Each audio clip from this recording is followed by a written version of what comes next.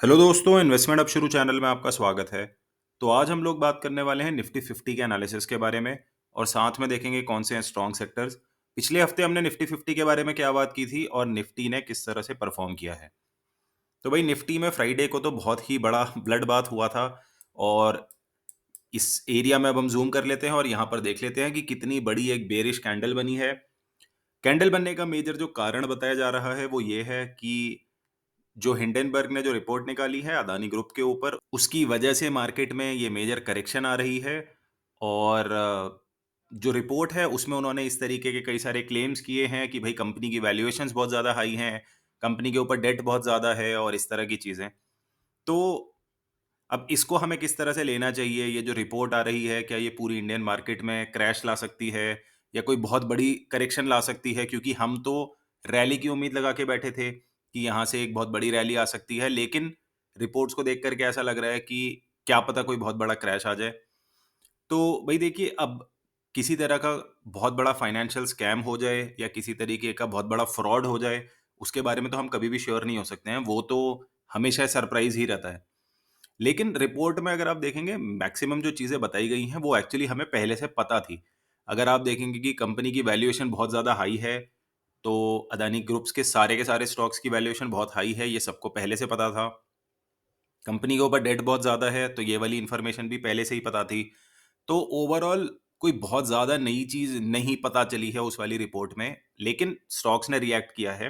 तो देखिए, ऐसा है कि जब भी आप किसी ऐसी कंपनीज़ में इन्वेस्ट करते हैं जिनके फंडामेंटल्स बहुत ज़्यादा अच्छे नहीं होते हैं, यानी कि फंडामेंटल वाइज़ अगर आप पी रेशियोज़ देखेंगे, अगर आप डेट रेशियोज़ देखेंगे, तो आपको पता चल जाएगा कि वो कंपनीज़ फंडामेंटली उतनी ज़्यादा अच्छी नहीं हैं, जितनी बाकी कंपनीज़ हैं। तो जब आप ऐसी कंपनीज़ में इन्वेस्ट करते हैं, तब हमेशा एक रिस्क रहता है कि कोई भी छोटी-सी भी रिपोर्ट आएगी या किसी भी तरह की रिपोर्ट आएगी, उसमें वो वाली कंपनी के स्टॉक्स रिएक्ट करेंगे, क्योंकि पता सबको है कि वैल्यूएशन बहुत ज़्यादा हाई है, डेट बहुत ज़्यादा हाई है।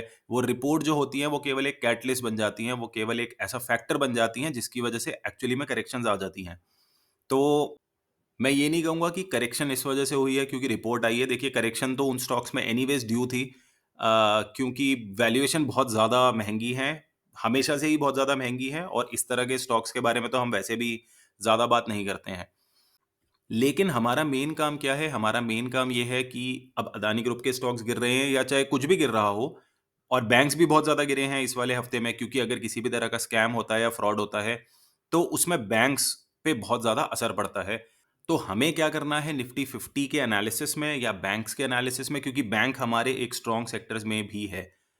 तो सबसे पहले तो निफ्टी 50 के बारे में समझ लेते हैं। देखिए, निफ्टी 50 के एनालिसिस में कोई मेजर चेंज तो नहीं हो रहा है।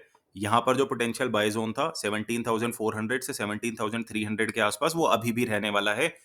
एक ग्रुप के स्टॉक्स बहुत ज़्यादा गिर रहे हैं, उसकी वजह से पूरी की पूरी इंडियन मार्केट में तब तक फ़र्क नहीं पड़ेगा जब तक कोई बहुत बड़ा स्कैम नहीं आ जाता है। अगेन मैं रिपीट कर रहा हूँ बार-बार, अगर कोई बहुत ही बड़ा स्कैम हो जाता है, तो वो तो किसी को भी पता नहीं चलेगा, वो अचानक से ही आएगा और उसका असर हमें एकदम से ही दिखेगा। तो उसके बारे में तो वो तो एक ऐसी चीज़ है जो अनअवॉइडेबल है, जो कि हर एक इन्वेस्टर फेस करता है। लेकिन अगर किसी भी तरह का कोई बहुत बड़ा स्कैम नहीं है, जिसके चांसेज़ हैं कि कोई बहुत बड़ी चीज़ नहीं होने वाली इससे, थोड़े टाइम में मार्केट यहाँ से रिकवर कर जाने वाली है, तो ये हमारे लिए as a long term investor जो कि निफ्टी 50 या स्ट्रॉन्ग सेक्टर्स में इन्वेस्ट करने की सोच रहे हैं, उनके लिए एक बहुत अच्छी चीज़ हो सकती है, उनके लिए एक बहुत अच्छा मौका हो सकता है। तो भाई, क्या इस जगह पर बाय करना चाहिए? देखिए, मैं तो एनीवेज़ इस जगह पर बाय करने वाला हूँ। मुझे मुझे अभी भी ऐसा लग रहा है कि मार्केट्स जो हैं वो ओवरऑल लॉन्ग टर्म रैली की तरफ ही हैं। अब इस तरह के एक-आध हिकअप तो आते रहते हैं, उसमें कोई बहुत ज़्यादा टेंशन नहीं लेनी होती, बल्कि आपको अच्छे मौके बाय करने के तब मिलेंगे जब न्यूज़ बहुत ज़्यादा खराब आ रही होगी। जब सारी न्यूज़ अच्छी आ रही होगी, उस टाइम तो एक्चुअली स्टॉक्स रैली कर रहे होंगे, तो उस समय तो आप एनीवेज़ बहुत ज़्यादा बाय नहीं कर सकते हैं। लेकिन एक चीज़ का ख़ास ध्यान रखिए कि अगले वाले हफ़्ते में, क्योंकि बजट भी आने वाला है और इस तरह के रिपोर्ट के बारे में न्यूज़ है, तो बहुत ज़्यादा जो हमारा इंडेक्स है या मेजर जो भी स्टॉक्स हैं, वो बहुत ज़्यादा न्यूज़ बेस्ड होने वाले हैं। तो अगर आप शॉर्ट टर्म ट्रेडिंग करते हैं या इंट्राडे ट्रेडिंग करते हैं, तो उनसे एटलीस्ट नेक्स्ट वीक के लिए दूर रहिए, क्योंकि नेक्स्ट वाला हफ़्ता बहुत ज़्यादा वॉलेटाइल हो सकता है, बहुत ज़्यादा न्यूज़ बेस्ड हो सकता है, क्योंकि बहुत सारी तरह की खबरें आएँगी। कुछ ना कुछ बजट में भी आएगा, कुछ ना कुछ रिपोर्ट्स जो हैं उनका फ़ॉलो-अप होगा, तो इसकी वजह से बहुत ज़्यादा मूवमेंट हो सकती है। तो अगले हफ्ते में ज़्यादा ट्रेड्स ना लीजिए, लेकिन अगर मार्केट करेक्ट होती है 17,400 से 300 के आसपास आती है, इनफैक्ट नेक्स्ट एरिया अगर इस जगह पर भी आ जाती है 16,750 के आसपास, तो ये भी आपके लिए एक बाय ज़ोन हो सकता है। ओवरऑल देखिए, मैं बाय के बारे में ही बात कर रहा हूँ, मैं किसी भी तरह के सेलिंग या शॉर्ट सेलिंग के बारे में बात नहीं कर रहा हूँ, क्योंकि लॉन्ग टर्म में मार्केट के यहाँ से ऊपर जाने के काफ़ी अच्छे चांसेस हैं। अब इस वाले पूरे लेग में जो रैली हुई है उसकी अब हम एक करेक्शन देख रहे हैं। करेक्शन किसी भी कारण से हो सकती है, उसमें कोई भी न्यूज़ की वजह से हो सकती है, किसी भी ग्रुप की वजह से हो सकती है, लेकिन ये हमारे लिए अच्छी अपॉर्चुनिटी होती है। एक चीज़ और, जब भी मार्केट में ओवरऑल क्रैश आने वाला होता है या पूरी की पूरी मार्केट क्रैश करने वाली होती है, तो एक चीज़ जिसका हमें ध्यान देना होता है, वो ये है कि उस समय सारे के सारे सेक्टर्स गिरते हैं। सारे के सारे सेक्टर्स गिरेंगे, सारे के सारे स्टॉक्स गिरेंगे, क्योंकि उस समय कोई ये नहीं देखता है कि फंडामेंटल्स कैसे हैं, क्या कैसा है। सारी की सारी जो रैली होती है, वो इमोशंस के सारा का सारा जो क्रैश होता है, वो इमोशंस के बेसिस पे होता है। लेकिन जैसा कि हम आगे देखेंगे, निफ्टी 50 में बहुत बड़ी बेयरिश कैंडल बनी, बैंक निफ्टी में बहुत बड़ी बेयरिश कैंडल बनी, लेकिन ऑटो और एफएमसीजी, ऑटो तो स्पेशली बहुत ज़्यादा अच्छा परफ़ॉर्म किए। ऑटो के स्पेसिफिक स्टॉक्स तो 5-5, 6-6% ऊपर थे। यानी कि ये एक ब्रॉड बेस्ड करेक्शन नहीं थी। इंडेक्स को फिर भी रोका गया था क्योंकि ऑटोज़ ने सही परफ़ॉर्म किया, एफएमसीजी के कई स्टॉक्स ने सही परफ़ॉर्म किया। तो ऐसा नहीं लग रहा है कि कोई एक टोटल क्रैश ही आ जाएगा। अब देखिए, मंडे या ट्यूसडे को सारे स्टॉक्स रेड हो गए तो अलग बात है, वो हम अगले हफ्ते देखेंगे। लेकिन फिलहाल अभी की सिचुएशन देख कर के ऐसा नहीं लग रहा है कि क्रैश है, ये बाय करने के मौके ही लग रहे हैं। तो चलिए अब हम चलते हैं अपने अगले स्ट्रॉन्ग सेक्टर पर जिसकी बहुत ज़्यादा पिटाई हुई है, वो है बैंक निफ्टी। तो भाई, बैंक निफ्टी की ये जो कैंडल बनी है ये बिल्कुल भी अच्छी नहीं है। दो आप देख सकते हैं बहुत बड़ी रेड कैंडल है, यहाँ पर स्पेशली मार्केट ने एक गैप भी छोड़ा है, जो कि बिल्कुल भी अच्छी चीज़ नहीं है, क्योंकि जब प्राइस यहाँ से ऊपर जाएगा वो इस गैप से वापस नीचे आने की कोशिश कर सकता है।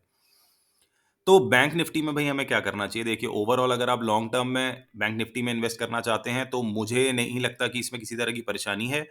इस जगह पर हमने एक एरिया भी मार्क किया हुआ है, जहाँ पर हम बाय किया कर सकते हैं। वो है 39,100 से 39,000 के बीच में, 39,100 से 39,000 के बीच में। लेकिन आपको थोड़ा बहुत वॉलेटिलिटी झेलनी पड़ेगी, क्योंकि बैंक निफ्टी एक काफ़ी ज़्यादा हाई बीटा वाला सेक्टर होता है। बहुत ज़्यादा ऊपर-नीचे कर सकता है, और अगले हफ्ते स्पेशली बजट और रिपोर्ट से रिलेटेड जो भी न्यूज़ आएँगी, उसमें इस वाले सेक्टर में बहुत ज़्यादा ऊपर-नीचे हो सकती है। तो लॉन्ग टर्म में कोई ज़्यादा परेशानी नहीं है, लेकिन अगर आप शॉर्ट टर्म कुछ करने का सोच रहे हैं, तो मेरे ख्याल से अगले हफ्ते तो छोड़ ही दीजिए, क्योंकि इसमें बहुत ज़्यादा वॉलेटिलिटी होने वाली है।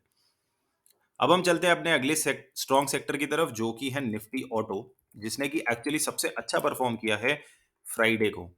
और आप यहाँ पर देख सकते हैं कि पिछले पूरे हफ्ते में ही इनफैक्ट निफ्टी ऑटो यहाँ से ऊपर गया है।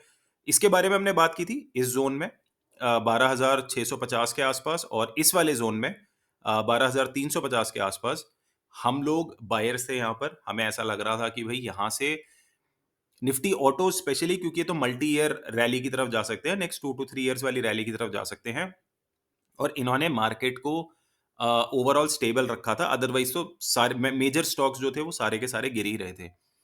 तो इस वजह से भी मुझे ऐसा लगता है कि शायद ये कोई बड़ा क्रैश नहीं है, ये केवल एक हिकअप है। और आपको एक चीज़ समझनी पड़ेगी, जब भी मार्केट ने ऊपर जाना है, वो उससे पहले एक बार तेज़ी से नीचे आएगा ताकि सबको डरा दे। क्योंकि अगर नीचे नहीं आएगा तो फिर तो सभी बाय कर लेंगे ना। तो एक बार ऊपर जाने से पहले मार्केट जनरली तेज़ी से नीचे आती है, तो हो सकता है कि ये वही वाला मूव हो जिसको कि बहुत सारे लोग बेयर मार्केट समझने की कोशिश कर रहे हैं। क्योंकि निफ्टी ऑटो में देख कर के ऐसा नहीं लग रहा है कि किसी भी तरह की बेयर मार्केट है। इनफैक्ट लास्ट की जो आप 4 कैंडल देखेंगे, ये काफ़ी अच्छी बुलिश कैंडल ही बनी है, एक्सेप्ट फॉर लास्ट वाली। अब हम चलते हैं अपने अगले स्ट्रॉन्ग सेक्टर की तरफ, जो कि है निफ्टी एफएमसीजी। निफ्टी एफएमसीजी में कोई बहुत ज़्यादा मूवमेंट नहीं हुई। देखिए, निफ्टी एफएमसीजी भी काफ़ी हद तक स्टेबल ही था, और ये इन जनरल होता ही है जब भी मार्केट यानी मेजर इंडेक्स निफ्टी 50 और बैंक निफ्टी गिरते हैं, उस समय निफ्टी एफएमसीजी स्टेबल रहता है या इनफैक्ट बुलिश रहता है। तो निफ्टी एफएमसीजी में कोई खास बात नहीं थी। अगेन, इसमें कोई भी आपको डिप मिलती है, एज़ यूजुअल जो मार्केट लीडर्स हैं उनको आप बाय कर सकते हैं। तो इसके एनालिसिस में कोई बहुत ज़्यादा डिफरेंस नहीं है। देखिए, जो ओवरऑल मार्केट है उसके बारे में हमें अगले हफ्ते अच्छे से पता चलेगा, क्योंकि अगले हफ्ते आने वाला है बजट। अब बजट के समय पे अगर मार्केट एकदम से रिवर्स कर जाती है और वहां से अच्छी रैली आ जाती है, तो वो काफी अच्छी चीज होगी हमारे लिए और उसकी उम्मीद लग रही है।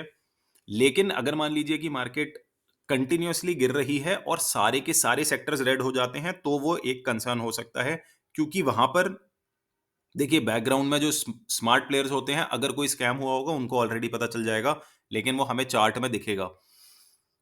लेकिन उसके लिए हमें वो चार्ट में दिख जाना चाहिए। अभी तक नहीं दिख रहा है। अगर नेक्स्ट वीक में कोई ब्रॉड बेस सेलिंग आती है, तो उससे हमें आइडिया लग सकता है कि शायद कोई बड़ा स्कैम हुआ है जिसका इफेक्ट इंडियन मार्केट पे हो सकता है। लेकिन फिलहाल इस तरीके की कोई भी चीज नहीं लग रही है, तो बहुत ज्यादा टेंशन लेने की जरूरत नहीं है। और ऐसे वाले मौके, जब डर हो जाए सबको या जब डर फैलाया जाए खूब ज्यादा, यही वाले बाइंग के मौके होते हैं। तो ऐसी जगह पर आप टेंशन में आकर के अपने स्टॉक्स को बेचना मत, आप चाहें तो और ऐड ऑन कर सकते हैं। तो चलिए आज की वीडियो में सिर्फ इतना ही। अगर आप हमारी वीडियोस की क्विक अपडेट्स पाना चाहते हैं, लाइव नोटिफिकेशंस पाना चाहते हैं, तो आप टेलीग्राम और ट्विटर पे जुड़ सकते हैं। उसका लिंक मैंने डिस्क्रिप्शन बॉक्स में दे दिया है। तो चलिए, वीडियो अच्छी लगी हो तो लाइक कीजिए, नहीं अच्छी लगी तो डिसलाइक कीजिए, ज़्यादा ही अच्छी लगी है तो सब्सक्राइब कर दीजिए। Thank you everyone. Thanks for watching. फिर मिलेंगे।